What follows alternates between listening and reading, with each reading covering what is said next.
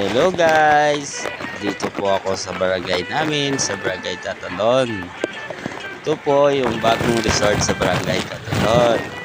Ito po, lumalakad kami. Merong bagong restaurant pala dito sa barangay Tatalon. Paris Overroad, Tatalon. At guys, ito po ang bagong resort. Marami po naliligo hanggang sa dulo po. At pero dito yung pools nandun sa may Araneta.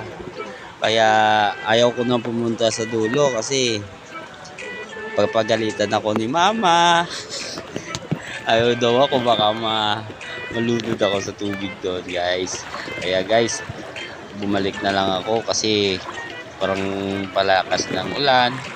Kaya nandito po ako, pauwi na. Kasi tinatamad akong na maligo, malamig kasi. At tapos baka pagalitan ako ni mama. Yan guys, maraming maliligo, naghihintay. Yan.